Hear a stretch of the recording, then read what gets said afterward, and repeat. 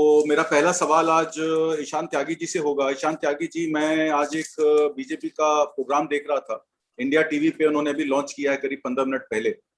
उसमें उन्होंने tool kit के बारे में ये बोला है कि कोरोना की जब सेकेंड वेव आई तो उसको कुंभ मेले से कनेक्ट किया गया।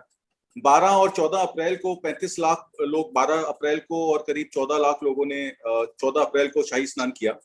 और उसके बाद से एक वॉशिंगटन पोस्ट ने, एक अल जजीरा ने और एक दी गार्डियन ने एक सिमिलर ट्वीट करते हुए कहा कि ये जो कुंभ स्नान है ये जो है ये सुपर स्प्रेडर है और इससे कोरोना जो है, कोरोना वेव 2 जो है पूरे देश में फैल जाएगी।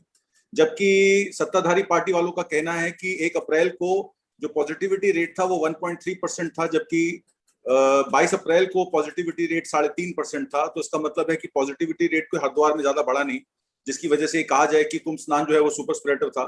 ये एक सिर्फ हिंदू आस्था को दिक्कत देने की, उनको धक्का देने की एक साजिश है और इस साजिश की टूल किट की जिम्मेदारी सारी कांग्रेस के ऊपर टिकरा फोड़ा है बीजेपी ने। आपका इसके बारे में क्या कहना है? आत्मजीत जी, अब हमने टूल किट की बात कर ही ली है। तो हम पहले बात करते हैं कि पहली बात तो वो कांग्रेस की टूल किट नहीं है, ये अभी प्रूव नहीं हुआ है। अभी आपने बोला कि कांग्रेस की जो टूल किट है, कांग्रेस ने बोला है कि वो टूल किट उनकी नहीं है और वो फोर्ज्ड डॉक्यूमेंट है, जो कि कांग्रेस का जो रिसर्च डिपार्टमेंट है आईएनसी का, उस पर बनाई गई है बीजेपी के द्वारा। दूसरी चीज, यहाँ पे टूल किट लेके कौन आया? टूल किट का सबसे ज्यादा ट्वीट किसने किया है? सबसे ज्यादा ट्वीट जो किया है, सबसे पहला ट्वीट किया है संबित पात्रा जी ने, जो कि नेशनल स्पोक्स पर्सन है बीजेपी के और अक्सर हमें दिखते रहते हैं अलग अलग चैनल्स पे। देखिए अभिजीत जी, मैं आपको बता देता हूँ कि जिस खतरनाक मानसिकता से, जो खतरनाक मानसिकता वाली ऑर्गेनाइजेशन से वो बिलोंग करते हैं, उनका काम है कि किसी व्यक्ति का चरित्र हरण करना। चरित्र हरण कर देंगे, उसके बाद वो गायब हो जाएंगे। जैसा कि आज हुआ है कि वो मैनिपुलेटेड वाला उन्होंने ट्विटर ने डाल दिया, वो गायब हो गए हैं क्योंकि उनका पोल खुल चुकी है उनकी। दूसरी चीज कि संबित पात्रा जी ने जनवरी 2021 में, अगर आपको याद हो, तो अरविंद केजरीवाल जी का एक वीडियो ट्वीट किया था।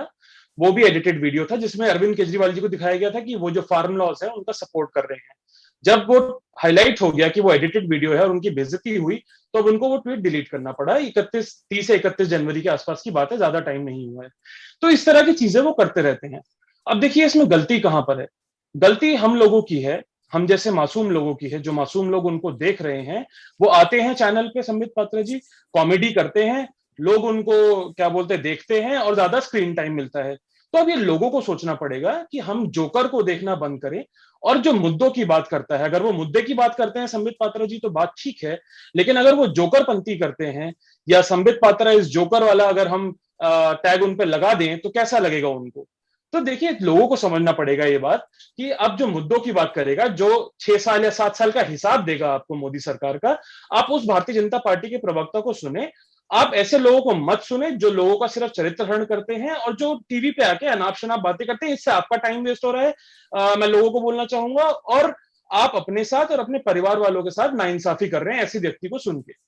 अब आते हैं टूल किट की बात पे। देखिए टूल किट में दो चार बातें कही गई। टूल किट में आपको बता देता हूं कि पहली बात तो ये है कि टूल किट का जो ये इशू क्रिएट किया गया है भारतीय जनता पार्टी के द्वारा, ये सिर्फ और सिर्फ डिस्ट्रैक्शन है रियल मुद्दे से। रियल मुद्दा है इस टाइम जो मिसमैनेजमेंट हुआ है कोविड-19 पैंडेमिक का, ये पहली चीज। दूसरी चीज उसमें बोली गई है कि इंडियन स्ट्रेन जो है, उस हम इंडियन स्ट्रेन ना बोले उसको, क्या बोलते हैं, जो हमारा जो कोरोना वायरस का स्ट्रेन है इस बार भारत में, उसको इंडियन स्ट्रेन ना बोले। अभी अरे हम जो यूके में, यूनाइटेड किंगडम में स्ट्रेन है, उसको यूके स्ट्रेन या केंट स्ट्रेन बोल रहे हैं, हम ब्राजीलियन स्ट्रेन बोल रहे हैं। तो इंडियन स्ट्रेन बोलने में दिक्कत क्या है? पहली बात तो ये है। दूसरी चीज इसमें यह आई कि अब क्या है कि भारतीय जनता पार्टी ऑपोजिशन से इतना डर गई है। मैं पहली बार देख रहा हूं कि एक सत्ताधारी पार्टी ऑपोजिशन पे ये इल्जाम लगा रही है कि आप हमारे ऊपर कैसे आरोप लगा सकते हैं। आप क्यों इतना ऑपोजिशन से डर रहे हैं? मेरे को बता दे भारतीय जनता पार्टी। पहली बात तो ये। दूसरी चीज ये कि उसमें बोला गया कि हाईलाइट करें कि कोविड का मिसमैनेजमेंट लिखा हुआ है। चलिए, तो ये तो सारी देश हित की बातें हैं, लोगों के सामने आना चाहिए कि कोविड का मिसमैनेजमेंट हुआ है। आईसीयू बेड्स नहीं थे, ऑक्सीजन सिलेंडर्स नहीं थे, वेंटिलेटर्स नहीं थे हमारे पास, वैक्सीनेशन हमारे पास खत्म हो गई है। तो इसमें क्या गलत बोल दिया? तीसरी चीज इसमें जो लिखी हुई है, सेंट्रल विस्टा प्रोजेक्ट के बारे में लिखी हुई है कि सेंट्रल विस्टा प्रोजेक्ट को हाईलाइट करें। क्यों हो रहा है सेंट्रल विस्टा प्रोजेक्ट?